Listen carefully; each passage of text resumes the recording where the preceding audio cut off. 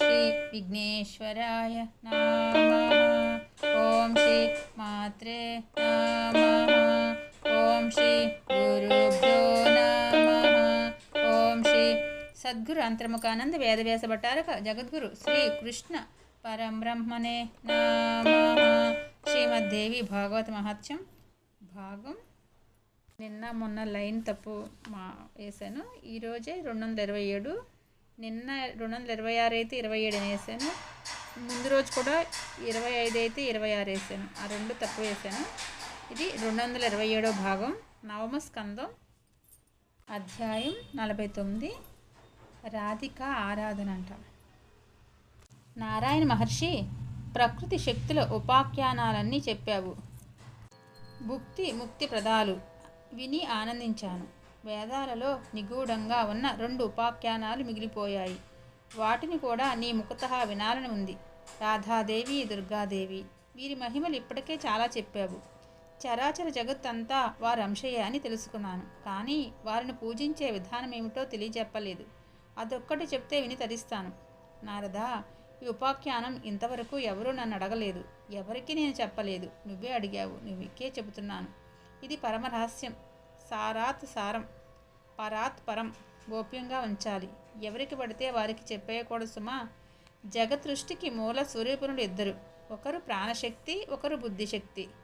విరాడాది చరాచర జగత్తు అంతా ఆ 2 శక్తులకు అధీనమై ఉంటుంది. వీరి అనుగ్రహం కలగనంత వరకు ఏ జీవికి మోక్షం లేదు. అంచేత అందరూ ఈ 2ని సేవించవలసిందే. ముందుగా రాధికా మంత్రం విను. శ్రీ రాధాయే స్వాహ అనేది షడక్షరి మూలమంత్రం. దీనికి ఆదిలో మాయాది మహాబీజాక్షరాలను వాంఛితాలకు అనుగుణంగా చేర్చుకోవచ్చు. అది చతుర్విధ పురుషార్థాలను, కోరికలను తీర్చడంలో చింతామణి. 1,000,000 ముఖాలున్న, 1,000,000,000 నాలుకలున్న ఈ మంత్రం శక్తిని ఎవరూ వర్ణించలేరు. గోలోకంలో రాసమండలంలో శ్రీకృష్ణ పరమాత్మ మూల మహాదేవి నుంచి ముమ్మొదటిగా ఈ మహామంత్రాన్ని ఉపదేశంగా స్వీకరించాడు. ఆయన విష్ణువుకి, ఆయన బ్రహ్మకు, ఆయన విరాట్ పురుషుడికి, ఆయన ధర్ముడికి చెప్పారు. ధర్ముడు నాకు అనుగ్రహించాడు. ఇప్పటికీ నేను అదే మంత్రాన్ని జపిస్తున్నాను. అందుకే ఋషిని కాగలిగాను. బ్రహ్మాది దేవతలు కూడా నిత్యము ఈ మంత్రాన్ని, ఈ మంత్రాది అధిదేవతను ఆరాధిస్తుంటారు. రాధాదేవిని అర్చించకుండా కృష్ణ పరమాత్మను అర్చించడానికి ఎవరికీ అధికారం లేదు, రాదు. అంచేత వైష్ణవులు విధిగా రాధార్చన చెయ్యాలి. రాధాదేవి శ్రీకృష్ణుడికి ప్రాణాది దేవి కనుక అతడు రాధికా దీనుడు. అతడికి రాధ నిత్యం రాసేశ్వరి. ఆవిడ లేకుండా అతడు ఉండడు. సకల కామాలను రాధిస్తుంది, తొలగిస్తుంది కనుక రాధ. రాధా మంత్రానికి ఋషిని నేనే. ఛందస్సు గాయత్రి దేవత. రాధిక తారమే బీజం, శక్తి బీజం. మూల వృత్తితో షడంగాలు చెయ్యాలి. సామవేదంలో చెప్పబడినట్టు ధ్యానం చెయ్యాలి. రాధాదేవి శ్వేత చంపక వర్ణంలో ఉంటుంది. ఆవిడ వదనం శరత్చంద్ర సమానం. 1,000,000 చంద్రుల కాంతిని వెదజల్లుతూ ఉంటుంది. కన్నులు శరత్కాలంలో వికసించిన పద్మాలాగా ఉంటాయి. అధరం దొండపండే. శ్రోణీభారం విశాలం. కటిశీమలో బంగారు మొలనూలు. చిరుమువ్వల సబడి. తీర్చిదిద్దినట్టున్న పలువరస.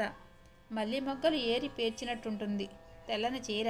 అగ్నిజ్వాల లాంటి అంచుతో పైట చెంగు. ప్రసన్నవదనం. చిరునవ్వులు చిందిస్తుంటుంది. ఎత్తైన వక్షస్థలం. ఎప్పుడూ 12 ఏళ్ల వయసే. రత్నాభరణాలు. శృంగార సింధువులో ఎగసిపడే కెరటం. భక్తులను అనుగ్రహించడానికి ఎల్లవేళలా ఆరాటపడుతూ ఉంటుంది. మల్లికా మాలతీ మాలికలు తురిమిన కేశపాశం. పూల తీగలాంటి సుకుమార శరీరం. ఎప్పుడూ రాసమండలాన మధ్యలో ఉంటుంది. వరదహస్తము, అభయహస్తము, శాంతస్వరూప. ఎప్పుడూ తరిగిపోని యవ్వనం. రత్నసింహాసనం మీద కూర్చుంటుంది. గోపీ మండలానికి నాయిక. కృష్ణుడికి ప్రాణాల కన్నా ఎక్కువ. వేదాలు చెప్పిన పరమేశ్వరి రాధికాదేవియే. ఇలా ధ్యానించి సాలగ్రామంలో గాని, కలశంలో గాని, అష్టదళ యంత్రంలో గాని దేవిని స్థాపించి పూజించాలి. అటుపైన దేవతలను ఆవాహన చేసి ఆసనాదులను సమర్పించాలి. అన్నీ మూల మంత్రోచ్చరణతోనే చెయ్యాలి. పాదాలకు పాద్యం, శిరస్సుపై అర్ఘ్యం, ముఖానికి ఆచమనీయం 2 సార్లు మంత్రపూర్వకంగా సమర్పించాలి. మధుపర్కం ఇవ్వాలి. పాడియావని ఇవ్వాలి. అటుపైన స్నానశాలకు తీసుకువెళ్ళాలి. అభ్యంగన స్నానం చేయించాలి. నూతన వస్త్రాలు ఇవ్వాలి. అలంకారపూర్వకంగా చందన చర్చ జరపాలి. తులసి దళాలు పొదిగిన పుష్పమాల అలంకరించాలి. అందులో పారిజాతాలు పద్మాలు ఉండాలి.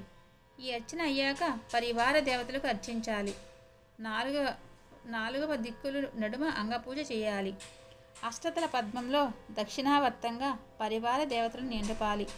తూర్పు దళంలో మాలావతిని, ఆగ్నేయ దళంలో మాధవిని, దక్షిణ దళంలో రత్నమాలను, నైరుతి కోణంలో సుశీలను, పశ్చిమ దళంలో శశికలను, వాయువ కోణంలో పారిజాతను, ఉత్తర దళంలో పరాపతిని, ఈశాన్య కోణంలో సుందరిని ఆవాహన చేయాలి. వీరికి వెనుక తట్టున దిక్పాలుగును నిలపాలి. వారి ఆయుధాలను ఆవాహన చేయాలి. అప్పుడు ఆవరణ సహిత రాధాదేవిని గాంధాతులతో దేవోపచార రాజోపచారాలతో అర్చించాలి. ఇది అయ్యాక సహస్రనామార్చన చేయాలి. ఇలా చేసిన భక్తుడు సాక్షాత్తు విష్ణుతుల్యుడవుతాడు. గోలోక నివాసం పొందుతాడు. కార్తీక పూర్ణిమ నాడు రాధా జన్మోత్సవం చేస్తే రాసేశ్వరి సాన్నిధ్యాన్ని అనుగ్రహిస్తుంది. మంత్రాలను వర్ణ సంఖ్యా విధానంగా పునశ్చరణ చేయాలి.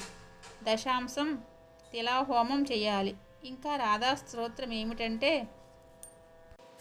నమస్తే పరేశాని రాసమండలవాసిని రాసేశ్వరి నమస్తేస్తు కృష్ణ ప్రాణాధిక ప్రియే నమస్త్రైలోక్య జనని ప్రసీద కరుణానవే బ్రహ్మ విశ్యాదిభిర్దేవే వంద్యమాన పదాంబుజే నమః సరస్వతి రూపే నమః సావిత్రి శంకరి గంగా పద్మావతి రూపే షష్ఠి మంగళచండికే నమస్తే తులసి రూపే నమో లక్ష్మీ స్వరూపిణి నమో దుర్గే భగవతి నమస్తే సర్వరూపిణి మూల ప్రకృతి రూపాత్మం పూజామాపకరుణానవాం సంసార సాగరాదస్మాత్ ఉద్ధరాంబా దయాంకురు. ఈ స్తోత్రాన్ని ముప్పొద్దులా పఠించే వారికి దుర్లభమన్నదే లేదు. విన్నవారికి అయినా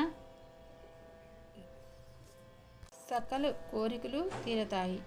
జన్మాంతంలో గోలోక రాసమండల నివాసం తప్పదు. ఓం శ్రీ గురుభ్యో నమః. 227వ భాగం సంపూర్ణం. 49వ అధ్యాయం. సర్వం శ్రీకృష్ణార్పణమస్తు.